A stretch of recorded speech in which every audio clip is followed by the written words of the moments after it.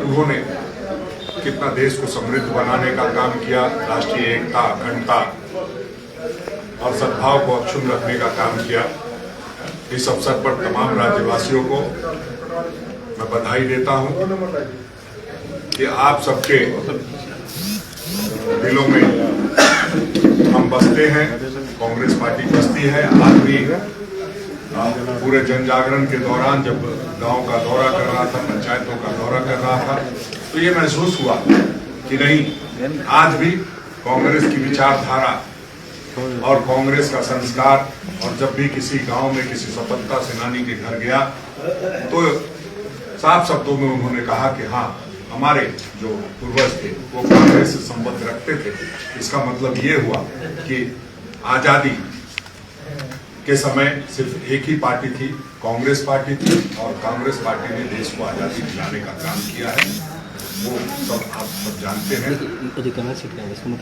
आज हम लोगों का 28 तारीख को, 29 तारीख को कल राज्य सरकार के भी गठन का 2 वर्ष पूरा होने जा रहा है।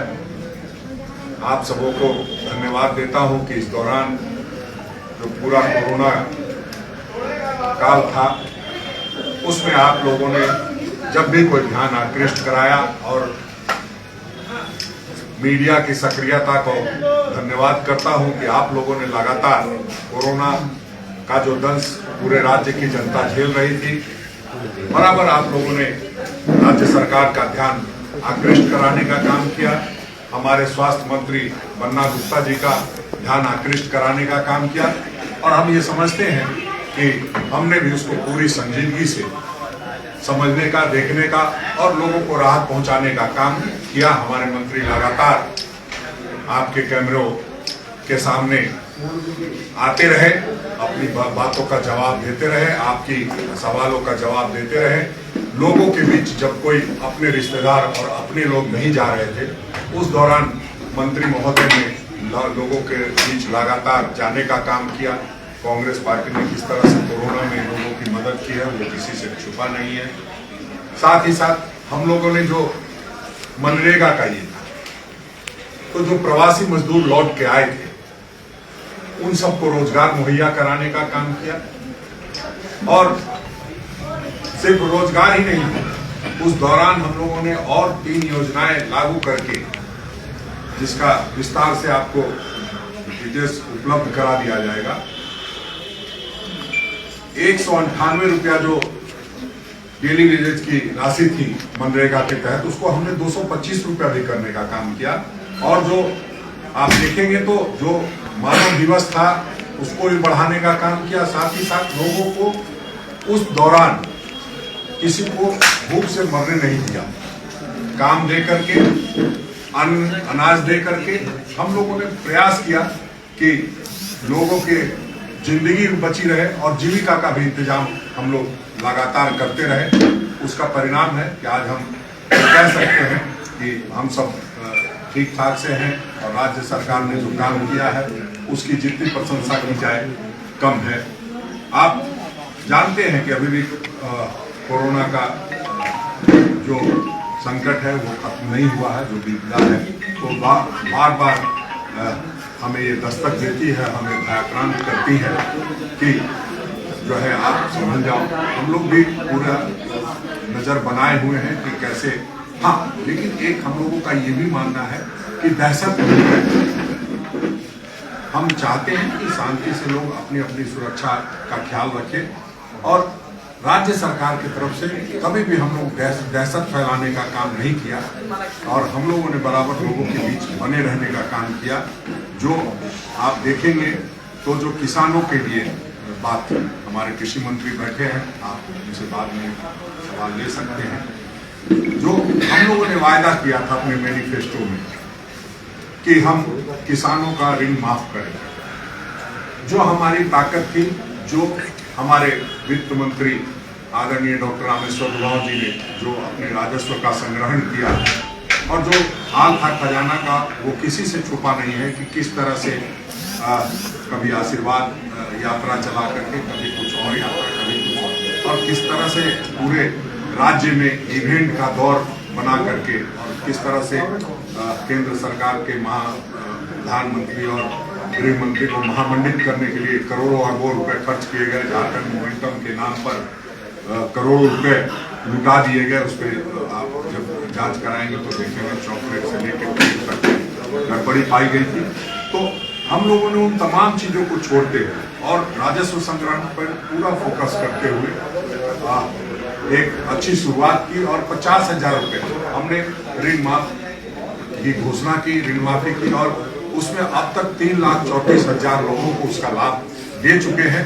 हालांकि ये बहुत कम है, लेकिन हमें जो हमने टारगेट रखा हुआ है 9,02,000 का टारगेट है, 9,02,063 लोगों का, उसको हम पूरा करेंगे।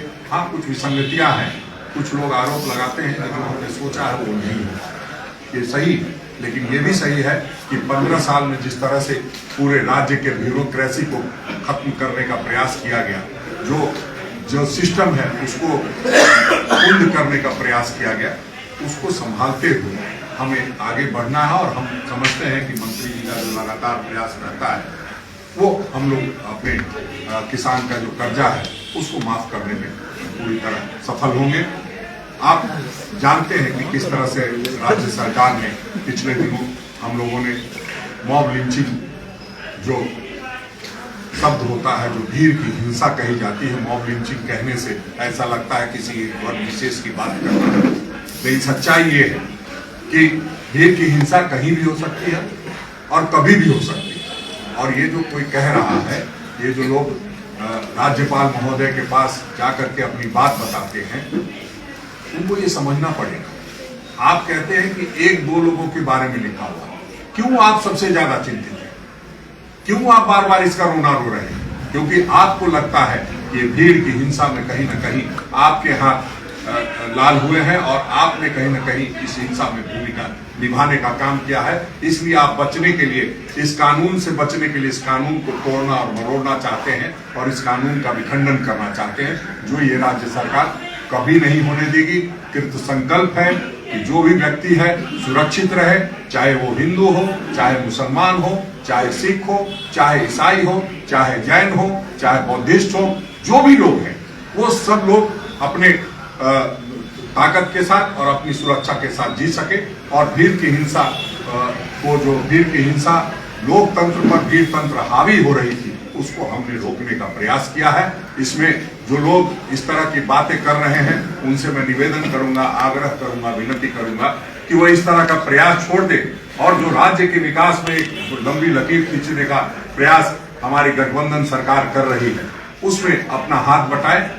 विपक्ष में है, विपक्ष का जरूर ये प्रयास होना चाहिए कि जाकर के जनता के बीच संघर्ष के रास्ते अपनाए, जनता के साथ सड़क पर आए। अगर हमने सरकार हमारी कोई गलत कर रही है तो उसका ध्यान आकृष्ट कराए।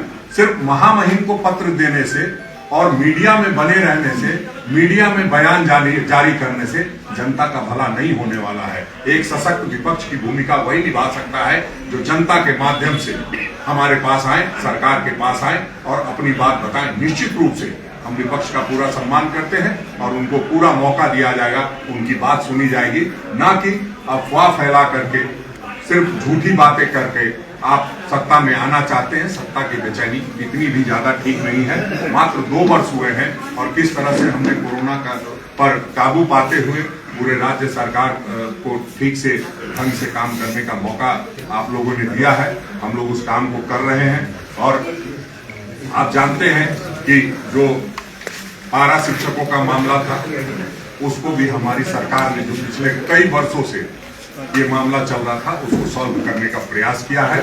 लगातार हम लोग प्रयासरत हैं कि जो भी समस्याएं राज्य की उसको एड्रेस किया जाए।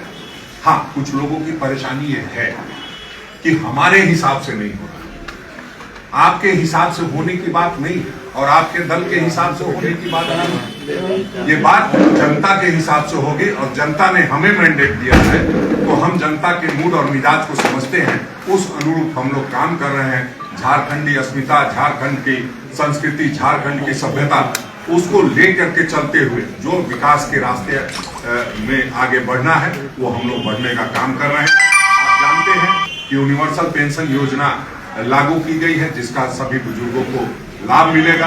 गरीबों के लिए आप देखें किस तरह से सोना सोवरन धोती साड़ी योजना के माध्यम से हम लोग एक एक उस व्यक्ति तक पहुंचने का काम किए, जिन लोगों के पास कहीं न कहीं हम लोग चुनाव के दौरान जब जाते थे तो देखते थे कि तन पे ठीक से कपड़ा नहीं हो रहा है, और भारतीय जनता पार्टी की सरकार कहती थी कि डबल इंजन की सरकार है, इसमें सब कुछ हो रहा है। जब मुख्यमंत्री आशीर्वाद मांगते चल रहे थे लोगों से, या यूं कहिए कि आशीर्वाद देने के लिए लोगों के पास जा रहे थे, तब उनको ये शायद चीजें नहीं दिखाई दे रही थी। लेकिन हमारे नेताओं ने, हमारे जो गठबंधन के लोग हैं, सब लोगों ने देखा था नजदीक से गरीबी को, और उसका परिणाम ये हुआ कि हम लोगों ने धोती सोना सोवरन धोती साड़ी योजना से सभी लोगों को, गरीब लोगों को आच्छादित करने का काम किया। साथ ही साथ आदिवासी समाज के युवाओं को सरकारी खर्चे से मरांग गोम के योजना के तहत विदेश अध्ययन के लिए भेजने की शुरुआत की गई। ये आप अगर कहें तो सचमुच में एक बहुत बड़ी पहल है, और हम इसके लिए राज्य सरकार के आभारी हैं।